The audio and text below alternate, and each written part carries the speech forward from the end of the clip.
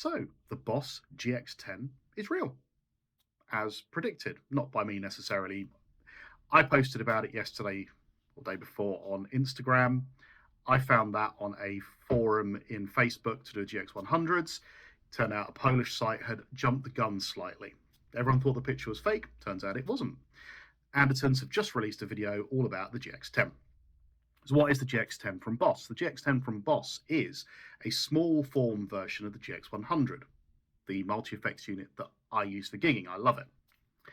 It has a touch screen, it has 3 buttons, and it has a treadle thing, wobbly pedal widget. It has some connectivity, and I say some because it's the same connectivity as the GX100, which isn't great, which we'll come to in a second. It has all of the same effects, all of the same amp sims, everything.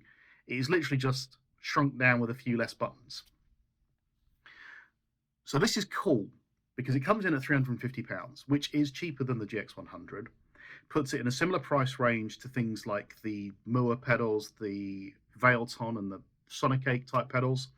Also puts it in the same price range as secondhand HX Stomps, possibly even new HX Stomps.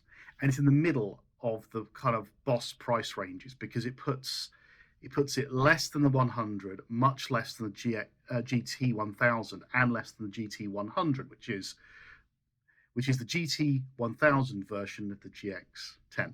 Anyway, lots of variation now. It gives more options. It puts it out there into the world. With the 3 buttons, you get a lot less flexibility. They seem to work as bank up and bank down, but I'm guessing also you can use them to switch on probably 2 effects within your chain as well if you're using it in kind of like stomp box mode. That's how I use the 100 as a series of stomp boxes rather than a series of patches. Still haven't fixed the biggest problem with the 100, which was you have to buy the Bluetooth dongle separate, which really winds me up. I don't understand why they keep doing this. Bluetooth is just integral now. Why do they keep making you buy the Bluetooth dongle for it? They do the same with amps as well. The other thing is it still doesn't have an XLR. Even the cheapest effects units these days have an XLR out because you're using it as an amp sim going straight into a mixing desk, so you want a balanced output. So for whatever reason, they don't do that. So if you're going into a desk, you're likely to want to go into a DI box then into this. But I mean, that's a minor inconvenience. £350, you're getting all the power of the GX100, which has just had a brilliant update recently as well. It had the version 2 firmware come out.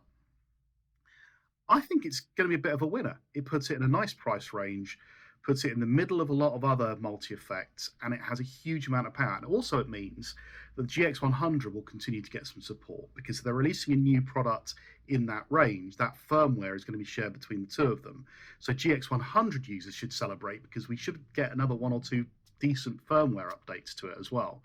Boss not being the most famous for releasing lots of good firmware updates. Yeah, there you go. GX10, I think it's releasing tomorrow officially, looking at the Andertons website. I think it could be a bit of a winner. I'm looking forward to seeing some more demos of it. Let me know what you think in the comments. I'll see you again soon. Cheers.